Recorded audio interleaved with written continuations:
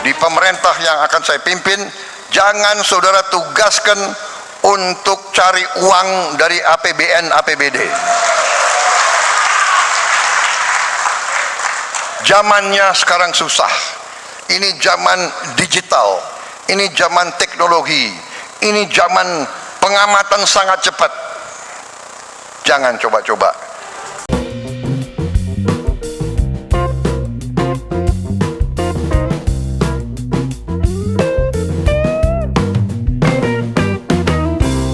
Assalamualaikum warahmatullahi wabarakatuh. Shalom, Om Swastiastu, nama budaya, salam kebajikan, salam sejahtera bagi kita semua.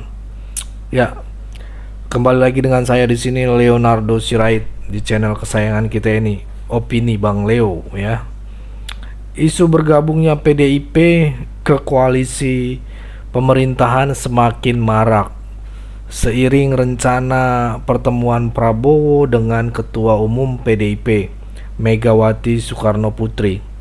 Sekjen Partai Gerindra Ahmad Muzani sempat menyebut akan ada jatah kabinet untuk PDIP apabila masuk koalisi pemerintahan Prabowo Gibran. Wakil Presiden terpilih periode 2024-2029 Gibran Rakabuming Raka merespon isu kader PDIP tersebut ya, yang dikabarkan bakal masuk ke kabinet pemerintahan Prabowo Subianto. aduh ini udah menghujat dan akhirnya jadi lawan, mintanya jatah lagi ya kan. Inilah penguasa teman-teman ya. Wakil Presiden terpilih Gibran soal angkat bicara kemungkinan PDIP Perjuangan masuk kabinet pemerintahan Prabowo Gibran. Ya, masuk kabinet pemerintahan Prabowo Gibran. Hal ini disampaikan Gibran di sela-sela kegiatannya di Solo, Jawa Tengah ya. Di situ dikatakan menurut Gibran susunan kabinet jadi kewenangan penuh Prabowo. Oke, sebagai presiden terpilih.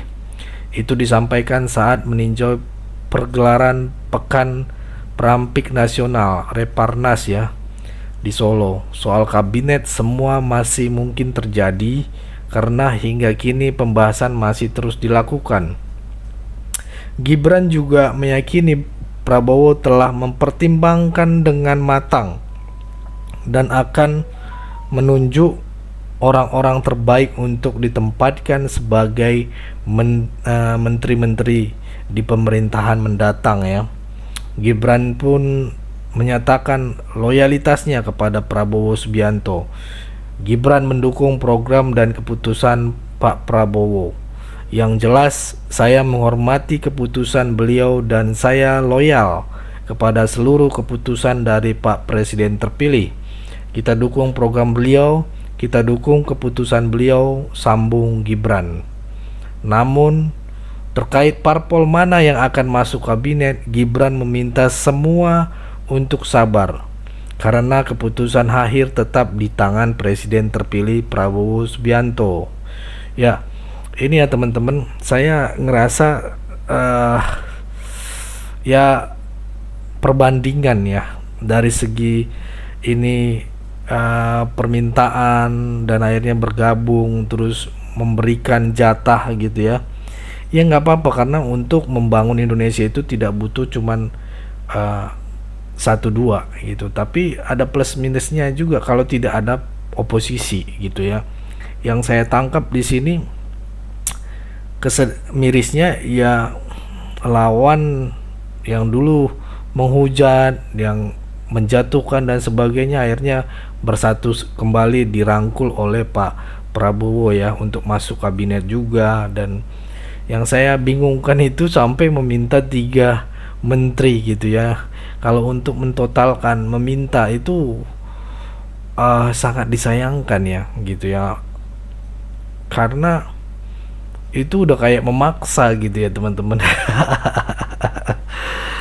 Minta 3 menteri masuk di kabinet Prabowo Gibran. Sekali lagi untuk susunan kabinet kita serahkan menyerahkan sepenuhnya ke Pak Presiden terpilih. Saya yakin beliau sudah menimbang-nimbang dengan matang siapa-siapa yang akan masuk, dan sekali lagi keputusannya ada di Pak Presiden terpilih. Kita menghormati keputusan beliau, kita loyal ke beliau, dan saya yakin nanti akan dipilih orang-orang terbaik untuk menempati posisi-posisi. Artinya membuka kemungkinan tetap dari PDIP untuk masuk ke itu. Kita kembalikan lagi ke Pak Presiden terpilih. 3 menteri di pemerintahan Prabowo. Ketiganya yakni Budi Gunawan, Abdullah Azwar Anas, dan Oli Dondokambe. Sebelumnya, Ketua DPP PDIP Puan Maharani memberikan sinyal partainya akan masuk kabinet seusai Megawati bertemu dengan Prabowo. Sinyal tersebut disampaikan saat Puan ditanya awak media soal pertemuan Prabowo Megawati akan menjadi momentum PDIP mendukung Prabowo. Puan menyatakan kans PDIP masuk ke dalam koalisi Indonesia Maju atau KIM masih terbuka. Momentumnya saat pertemuan Prabowo Megawati. Bahkan kata Puan, Presiden kelima Republik Indonesia, Megawati, akan memasak nasi goreng spesial untuk Prabowo. Menu makanan nasi goreng mengingatkan pertemuan Prabowo. Nah, di sini yang saya salut sama Nasdem nih.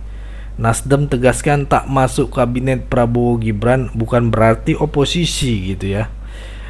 Partai Nasdem memutuskan tidak masuk kabinet pemerintahan Prabowo Subianto dan Gibran Rakabuming Raka. Kedati demikian, Waketum Partai Nasdem Saad Mustafa menegaskan keputusan itu bukan berarti Nasdem menjadi bagian dari oposisi. Nah, di sini ininya mereka tahu pemahamannya, targetnya apa, pencapaiannya apa gitu ya teman-teman. Bukan untuk jadi oposisi. Kita tetap dalam barisan pemerintahan Pak Prabowo dan Mas Gibran. Jadi kita mensupport dan mendukung sepenuhnya apa yang menjadi keputusan, kebijakan dan program pemerintahan Pak Prabowo, kata Saad di kompleks parlemen. Untuk isu terbaru kan kalau kemarin Pak Sekjen bilang untuk Nasdem komitmennya tidak akan bergabung di kabinet ataupun menyerahkan sepenuhnya ke Pak Prabowo. Ya, dari awal ya Ketua Umum Pak Surya sudah menegaskan ya, dalam ini Nasdem bahwa Nasdem 100% mendukung pemerintahan Pak Prabowo, Pak Gibran. Jadi Nasdem gabung dalam pemerintahan. Itu firm ya kita bahwa kita gabung dalam pemerintahan. Bahkan kita juga partai yang pertama memberikan ucapan selamat ke Pak Prabowo, dan ucapan selamat dibalas dengan kedatangan Pak Prabowo, dan Pak Surya juga sudah berkali-kali ketemu dengan Pak Prabowo. Jadi soal dukungan terhadap pemerintah itu firm. Nah, terkait dengan kabinet, Pak Nasdem kan selalu mengatakan dalam ini Pak Surya, ini soal etika aja dan kepantasan aja. Nasdem ini kan ketika Pilpres 2024 ya 14 Februari yang lalu itu kan tidak memberikan dukungannya terhadap Pak Prabowo.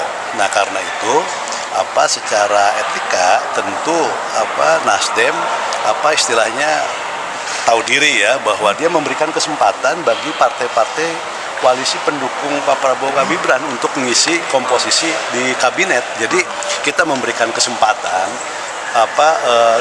terlebih dahulu lah ya kepada seluruh partai pendukung untuk mengisi pos-pos yang ada di kabinet. Jadi sekali lagi ini lebih kepada soal etika dan kepantasan aja, karena memang Nasdem bukan partai pendukung, sehingga kalau misalnya Nasdem ribut soal kabinet rasanya kurang pas lah kan gitu loh, minta ini minta itu kan gitu. Jadi kita lebih kepada dalam posisi tahu diri lah kan gitu loh. Kita lebih posisi tahu diri kan gitu. Itu aja sebenarnya. Meskipun Pak Prabowo juga sebenarnya sudah membuka tangan begitu selebar-lebarnya untuk nama-namanya mana saja nih untuk koalisi-koalisinya, tapi Nasdem tetap dengan prinsip etika, memperhatikan etika seperti itu Pak? Iya, kita tetap memperhatikan etika dan soal kepantasan dan kewajaran. Jadi sekali lagi ini tidak berarti Nasdem tidak memberikan dukungan. Sekali lagi Nasdem firm gabung dalam koalisi pemerintah dan memberikan dukungan apapun yang menjadi kebijakan, program dan keputusan Pak Prabowo. Ini lebih kepada sekali lagi kita merasa kurang pas gitu ya kalau kita mendorong-dorong untuk menempatkan kader-kadernya di kabinet, ujarnya ya. Tapi bahwa kita memberikan dukungan itu sejak awal. Jadi sebelumnya yang lain memberi dukungan, kita sejak awal sudah memberikan dukungan kepada Pak Prabowo.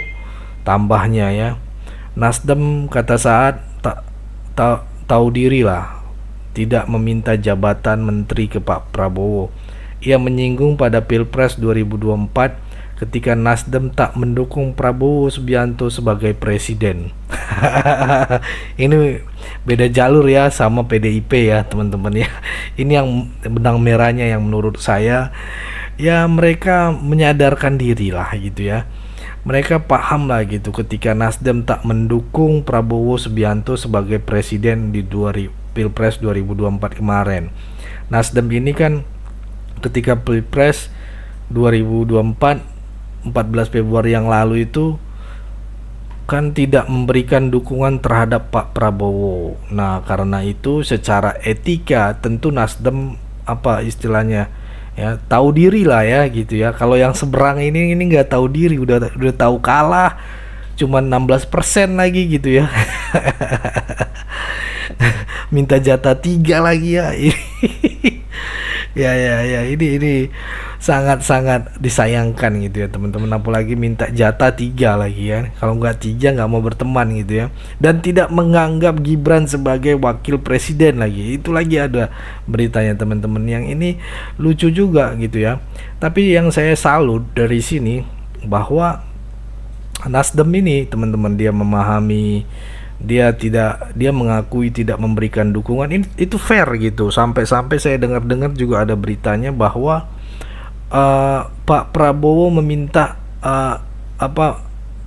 jatah kabinet gitu ya, kirimkan dong orang-orang kader-kader lo untuk masuk ke kabinetnya dia gitu ya, menteri-menteri yang calon menteri gitu. Tapi mereka menolak terang-terang gitu ya. Ini memang saya lihat Nasdem ini mulai kelihatan nasionalisme. Dia menerapkan nasionalismenya itu kuat gitu daripada yang seberang gitu ya teman-teman, yang sampai minta jatah gitu ya. Kalau mau bertemu sama ketum gitu kan, perbincangannya ya itu gitu, nggak jauh-jauh dari situ, minta kursi gitu ya. Ini aduh. Yang mana yang dibilang nasional? Ya komen lah nanti teman-teman ya, komen di bawah, apakah menurut kalian partai yang kemarin itu ya, yang banteng gitu ya, nasional gitu, demokrasi gitu ya, dia dulunya tidak mendukung dan cuman hanya 16% di Pilpres ya teman-teman, di Pilpres gitu, cuman 16% suara, tapi minta gitu ya. Beda sama Nasdem ini justru dia tahu diri, mengoreksi diri gitu ya, bahwa dia memberikan kesempatan bagi partai-partai koalisi pendukung Pak Prabowo dan Mas Gibran untuk mengisi komposisi di kabinet gitu ya. Itu teman-teman, itu yang keren menurut saya. Nasdem ini mulai dewasa menurut saya ya, mulai menunjukkan bahwa dia nasionalis itu memang benar-benar dipegang gitu ya. Ya, jadi kita memberikan kesempatan terlebih dahulu katanya kan. Dahulukanlah kepada seluruh partai-partai pendukung untuk mengisi pos-pos yang ada di kabinet gitu ya. Itu keren banget teman-teman. Sekjen Partai Nasdem ya, Hermawan Taslim ya, sebelumnya mengatakan partainya memutuskan tidak masuk kabinet Prabowo Subianto dan Gibran Rakabuming Raka. Hermawi menegaskan pikiran dari Nasdem akan sangat berarti daripada hanya sekedar keikutsertaan fisik. Wah, ini menampar teman-teman, ini menampar seperti nonjok gitu ya, ibaratnya seberang gitu ya teman-teman. Kata-katanya ini dalam ini, apa kata-kata sekjen ini, baru sekjen nih, sekjen Partai Nasdem ini, Hermawi ini ya, menegaskan pikiran dari Nasdem akan sangat berarti daripada hanya sekedar ikut sertaan fisik. Wush, ini dalam teman-teman. Menurut kalian bagaimana teman-teman? Komen di bawah ya. Dalam apa enggak gitu ya? Yang ya keren gitu ya menurut saya. Atas dasar pertimbangan banyak hal kita memutuskan untuk tidak masuk dalam kabinet. Wih, menurut kita pikiran-pikiran kita kalau diterima itu jauh lebih penting daripada kita masuk kabinet, kata Hermawi di Jakarta Pusat. Gila, ini keren. Ini saya salut sama kader-kadernya Nasdem nih ya. Salah satunya sekjennya Partai Nasdem nih ya. Dia sangat patriot sekali gitu ya, mengatakan lebih enak tuh kita diterima, lebih penting diterima itu jauh lebih penting gitu ya daripada kita masuk dalam kabinet gitu ya. Nah, timbang nanti kayak partai sebelah masuk kabinet akhirnya juga ricu-ricu juga ya kan, mending sadar diri deh gitu ya. Itu sih menurut saya. Bagaimana pandangan kalian teman-teman? Ayolah coba kita tukar pikiran di kolom komentar. Tentunya prosesnya sudah berjalan lama, ya kan? Tentunya kita koalisi itu pimpinan-pimpinan partai mengajukan nama-nama, kita pelajari riwayat hidup, latar belakang, dan saya harus akui yang diajukan banyak sekali yang sangat bagus, sangat capable, dan juga sebagian kita sudah pantau lama. Yang saya katakan kan saya sudah bagian daripada kabinet Indonesia Maju dan saya sudah bekerja sama dengan beberapa menteri, dan memang menteri-menteri yang saya lihat banyak yang memang capable. Itu aja dari saya teman-teman. Jangan lupa share video ini dan bagikan video ini.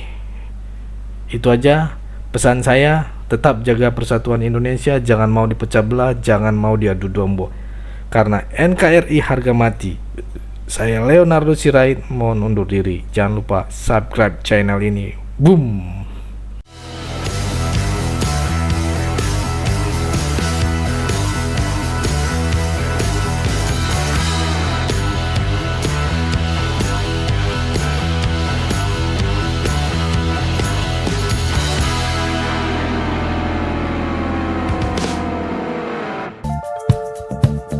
Kawan-kawan yang mau mendukung Sirait Media, boleh melalui rekening ini dan bisa melalui Kris Mobile Banking ini. Dengan cara scan barcode Kris ini di mobile banking, kawan-kawan.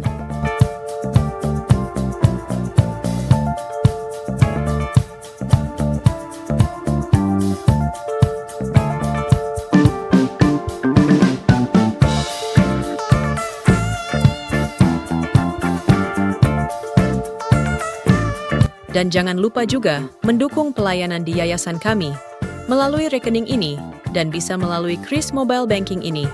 Dengan cara scan barcode Kris ini di mobile banking, kawan-kawan. Berapapun itu sangat berguna bagi pelayanan kami. Mari terus kita suarakan suara rakyat jelata dan terus berdampak bagi Indonesia. Terima kasih.